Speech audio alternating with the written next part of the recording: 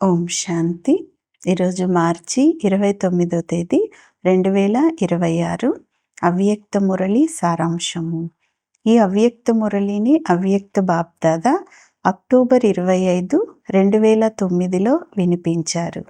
మురళి యొక్క శీర్షిక సర్వ ఖజానాలతో సంపన్నంగా ఉన్న తమ ముఖము మరియు నడవడిక ద్వారా అలౌకికతను సాక్షాత్కారం చేయించండి.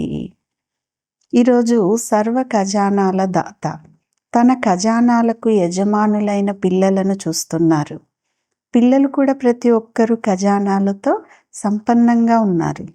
ఎందుకంటే తండ్రి పిల్లలందరికీ ఒకే విధంగా ఒకే సమయంలో అన్ని ఖజానాలను ఇచ్చారు. కనుక బాప్దాదా తన బాలకుల నుంచి యజమానులైనటువంటి పిల్లలను కలుసుకునేందుకు వచ్చారు.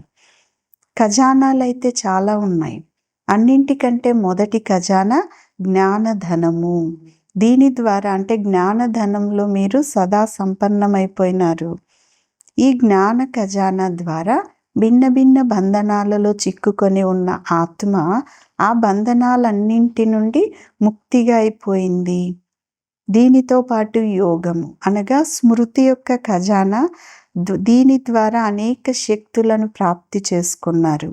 అదేవిధంగా ధారణ ద్వారా సర్వగుణాల అనుభూతి అనగా ఖజానా లభించింది కదా. సర్వ ఖజానాలతో పాటు మరొక విశేషమైన ఖజానా సంగమయుగ సమయం యొక్క ఖజానా. ఎందుకంటే సంగమయుగ సమయం చాలా చిన్నది, కానీ సమయం కంటే ప్రాప్తులు ఎక్కువ. అన్నింటికంటే ఎక్కువగా సంగమయుగ శ్రేష్టాతి శ్రేష్టమైన ప్రాప్తి స్వయం భగవంతుడే తండ్రి రూపంలో, శిక్షకుడి రూపంలో, సద్గురువు రూపంలో లభించారు. సంగమయుగంలోని ఒక చిన్న జన్మలో చూడండి 21 జన్మల ప్రాప్తి. అందులో తనువు, మనస్సు, ధనము, జనము సర్వ ప్రాప్తులు కూడా ఉంటాయి. అది కూడా పూర్తి 21 జన్మలకు గ్యారెంటీ. సగం కాదు, పావు భాగం కూడా కాదు కదా. పూర్తి 21 జన్మలకి గ్యారెంటీ ఉంది అంటున్నారు బాబా. అందువలన సంగమయుగం యొక్క ఒక్కొక్క సెకండు అనేక సంవత్సరాలకు సమానమైంది. కనుక చెప్పండి, సర్వ ఖజానాలతో సంపన్నంగా ఉన్నారా అనేది బాప్దాదా అడుగుతూ ఉన్నారు కదా. 1 నిమిషం 2 నిమిషాలు కూడా ఏ విధంగా 2 సంవత్సరాలతో సమానమైనటువంటి సమయం కదా. సర్వశక్తులు, సర్వగుణాలు, పరమాత్మ ప్రేమ, బ్రాహ్మణ పరివార ప్రేమ, కల్పకృతం ఈశ్వరీయ హక్కు, ఈ సర్వ ప్రాప్తులు కూడా ఈ చిన్న యుగంలోనే ఉన్నాయి అంటున్నారు బాబా. ఇక వేరే ఏ యుగంలో కూడా ఈ సర్వ ప్రాప్తులు ఉండవు. రాజ్యభాగ్యం ఉంటుంది, మీ అందరి రాజ్యము ఉంటుంది, సుఖము, శాంతి అన్నీ ఉంటాయి. కానీ పరమాత్మ మిలనం, అతీంద్రియ సుఖం, సర్వ బ్రాహ్మణ పరివారపు ప్రేమ, ఆది మధ్య అంతముల యొక్క జ్ఞానం యొక్క భాగ్యం ఇప్పుడు సంగమయుగంలోనే లభించాయి. ప్రతి కల్పము లభిస్తూ ఉంటాయి అంటున్నారు బాబా. బాప్దాదా పిల్లల ప్రతి ఒక్కరి ముఖాన్ని చూస్తూ ఖజానాలు ఎన్ని జమ అయి ఉన్నాయి అనేది గమనిస్తూ ఉన్నారు. ఖజానాలైతే లభించాయి, కానీ ప్రతి ఒక్కరూ తమ ఖజానాల అంటే జమా ఖాతాని ఎంత పెంచుకున్నారు అనేది ప్రతి ఒక్కరి ముఖము మరియు నడవడిక ద్వారా కనిపిస్తుంది. అందువలన మీరు కూడా స్వయాన్ని ఎంత అంటే స్వయంలో ఎంత జమ చేసుకున్నారో తెలుసుకున్నారు కదా. ఇప్పుడు బాప్దాదా మనస్సులోని ఒక ఆశ ఏమిటంటే ఖజానాలైతే లభించాయి, కానీ ఇప్పుడు ఇది కేవలం వర్ణించే సమయం కాదు.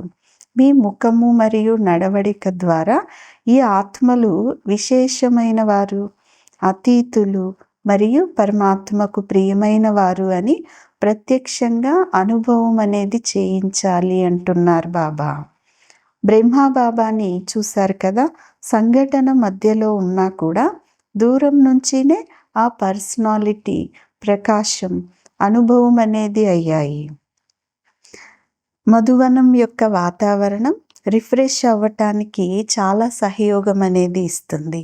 అంతేకాక ఇక్కడ ఒక బాధ్యత ఉంటుంది కదా, స్వపరివర్తన, మనసా సేవ, పరస్పరంలో అనుభవాలను ఇచ్చిపుచ్చుకొనే అవకాశం అనేది లభిస్తుంది. సమయంపై ఇప్పుడు ఎలాంటి నమ్మకము లేదు అంటున్నారు బాబా. అకస్మాత్తుగా ఏమైనా జరగవచ్చు అని బాప్దాదా మొదటే తెలిపించేశారు. కనుక సందేశం ఇచ్చే విషయంలో లేక మీ ఉన్నతి విషయంలో ఇప్పుడిప్పుడే అని అనండి, అప్పుడప్పుడు అని అనకండి. వాస్తవానికి బ్రాహ్మణుల యొక్క డిక్షనరీలో అప్పుడప్పుడు అనే మాట శోభించదు అని బాప్దాదా చెప్పేశారు. ఇప్పుడిప్పుడే అనగా సంకల్పం చేశారంటే వెంటనే చేయాల్సిందే. చూస్తాము, చేస్తాము, ఇలా అనేటటువంటి మాటలే లేవు అంటున్నారు బాబా. అందుకే మీ మమ్మ కూడా ఇదే లక్ష్యం అనేది ఉంచుకున్నారు. మరియు ఇప్పుడు లేదంటే మరెప్పుడు లేదు అని అందరికీ కూడా స్మృతిని కలిగించారు. బాప్దాదా ఇంతకు ముందే వినిపించారు కదా, ప్రతిరోజు రాత్రి బాప్దాదాకు మీ మొత్తం రోజంతటి చార్టును వినిపించిన తరువాత మీ బుద్ధిని ఖాళీ చేసుకొని పడుకున్నట్లయితే మీకు నిద్ర కూడా బాగా వస్తుంది. అంతేకాక రోజంతటి స్థితిగతులను తెలిపించటం ద్వారా మరుసటి రోజు మేము బాబాను మావారు అని అన్నాము అనేది గుర్తొస్తుంది. ఆ స్మృతి సహయోగం అనేది ఇస్తుంది. తర్వాత ధర్మరాజపురికి వెళ్ళాల్సిన అవసరం అనేది ఉండదు అంటున్నారు బాబా. ఎంత తక్కువ సమయంలో వీలైతే అంత తక్కువ సమయంలో తండ్రి మనస్సులో ఏదైతే ఆశ ఉందో ముఖము కనిపించాలి, నడవడిక కనిపించాలి అనే దానిని త్వరగా ప్రాక్టికల్లో చేసి చూపించండి అంటున్నారు బాబా. ఏ విధంగా బాప్దాదా ఏదైతే దృఢ సంకల్పం అనే తాళం చెవి ఇచ్చారో దానిని సదా స్థిరంగా ఉంచుకోండి. ఇప్పుడిప్పుడే చేయాల్సిందే, అంతేకాని చేస్తాం చూస్తామని కాదు అంటున్నారు బాబా. ఏ విధంగా తండ్రిని ప్రత్యక్షం చేయాలంటే ఏం చేయాలి?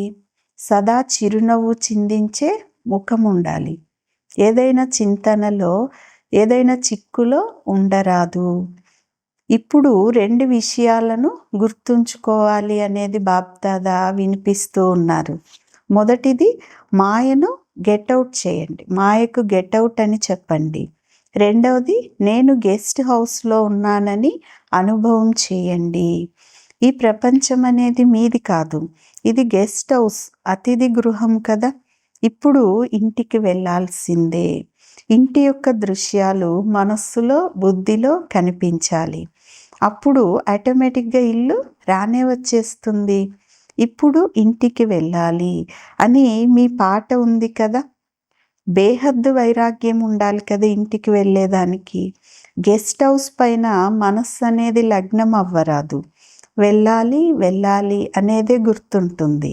కనుక ఈ బేహద్దు వైరాగ్యం మనస్సులో ఎటువంటి సంకల్పాలనైనా, పరస్పర సంఘటనలో వచ్చే మాయా విఘ్నాలనైనా పూర్తిగా సమాప్తం చేసేస్తుంది. ఈ మాయా తుఫాన్లు మీకు తోఫాగా అంటే బహుమతిగా అయిపోతాయి. ఏవైతే చిన్న పెద్ద పరీక్షలు వస్తాయో అవి పరీక్షలుగా అనిపించవు, అనుభవాన్ని పెంచే లిస్ట్ వలె అనిపిస్తాయి. గిఫ్ట్ మరియు లిఫ్ట్ అర్థమైంది కదా. ఇప్పుడు లక్ష్యం అనేది ఉంచుకోండి. బేహద్దు వైరాగ్యము మరియు ధైర్యం, ఉమంగ ఉత్సాహాలనే రెక్కలతో ఎగురుతూ ఉండండి. అలాగే అందరినీ ఎగిరిస్తూ ఉండండి. ఇప్పుడు ఇది ఎగిరే సమయం. రెక్కలు బలహీనంగా అవ్వటం లేదు కదా అని మీ రెక్కలను సదా చెక్ చేసుకోండి అంటున్నారు బాబా. మంచిది. నలువైపులా ఉన్న తీవ్ర పురుషార్థులు, ధైర్యము మరియు ఉమంగ ఉత్సాహాలతో ఎగిరేవారు నడిచేవారు కాదు, ఎగిరేవారు. నలువైపులా ఉన్న తండ్రి సమానం సంపన్నంగా మరియు సంపూర్ణంగా తయారయ్యే బాప్దాదా హృదయ సింహాసన అధికారులు. సదా తండ్రితో కంబైన్డ్ రూపం యొక్క అనుభవం చేసే మరియు తండ్రి సహయోగాన్ని తీసుకొని తండ్రి యొక్క అపురూపమైన స్నేహి పిల్లలు. ప్రతి ఒక్కరికి కూడా బాప్దాదా యొక్క ప్రియ స్మృతులు మరియు నమస్తే. ఆత్మిక పిల్లలు, ఆత్మిక తల్లి తండ్రికి ప్రియ స్మృతులు, గుడ్ మార్నింగ్ మరియు నమస్తే నమస్తే. ఈరోజు వరదానం: మీ శ్రేష్ఠ వృత్తి ద్వారా శుద్ధమైన వాయుమండలాన్ని తయారు చేసేవారు సదా శక్తిశాలి ఆత్మ భవ. వరదానం యొక్క వివరణ: ఎవరైతే సదా తమ శ్రేష్ఠ వృత్తిలో స్థితమై ఉంటారో వారు ఎలాంటి వాయుమండలంలో కానీ వైబ్రేషన్లలో కానీ హెచ్చుతగ్గులు అనేది అవ్వరు. వృత్తి ద్వారానే వాయుమండలం అనేది తయారవుతుంది. మీ యొక్క వృత్తి శ్రేష్టంగా ఉంటే వాయుమండలం శుద్ధంగా తయారవుతుంది. చాలామంది ఏం చేయాలి, వాయుమండలమే అలాంటిది, వాయుమండలం కారణంగా నా వృత్తి చంచలమైంది అని వర్ణన చేస్తారు. ఆ సమయంలో శక్తిశాలి ఆత్మకు బదులు బలహీన ఆత్మగా అయిపోతారు. కానీ ప్రతిజ్ఞ యొక్క స్మృతి ద్వారా వృత్తిని శ్రేష్టంగా చేసుకుంటే శక్తిశాలిగా అయిపోతారు అంటున్నారు బాబా. స్లోగన్: గుణమూర్తిగా అయ్యి సర్వులను కూడా గుణమూర్తులుగా చేయటమే మహాదానులుగా అవ్వటము. అవ్యక్త సూచన: నిశ్చయం అనే పునాదిని గట్టిగా చేసుకొని సదా నిర్భయంగా నిశ్చింతగా ఉండండి. పరస్పరంలో ఒకరి పట్ల మరొకరికి స్నేహం ఉండాలి. అప్పుడు స్నేహి ఆత్మ పట్ల ఎప్పుడూ కూడా అనుమానం ఉత్పన్నం అవ్వదు. వారి స్నేహం యొక్క మాటలు సాధారణంగా ఉన్నప్పటికీ ఆ ఫీలింగ్ రాదు. వారు తేలికగా మాట్లాడినా వీరు తప్పకుండా ఏదో అర్థంతోనే మాట్లాడి ఉంటారు అని అనిపిస్తుంది. ఆ మాటలు అర్థహీనంగా వ్యర్థంగా అనిపించవు. ఎక్కడ స్నేహం అనేది ఉంటుందో అక్కడ తప్పకుండా నమ్మకం అనేది ఉంటుంది. కనుక బ్రాహ్మణ పరివారంలో పరస్పరం ఒకరి పట్ల మరొకరు నమ్మకం అనేది ఉంచుకొని సంపూర్ణ నిశ్చయ బుద్ధి గలవారుగా అవ్వండి. అప్పుడు బ్రహ్మబాబా యొక్క ఆశలను పూర్తి చేయగలరు అంటున్నారు బాబా. మంచిది. ఓం శాంతి.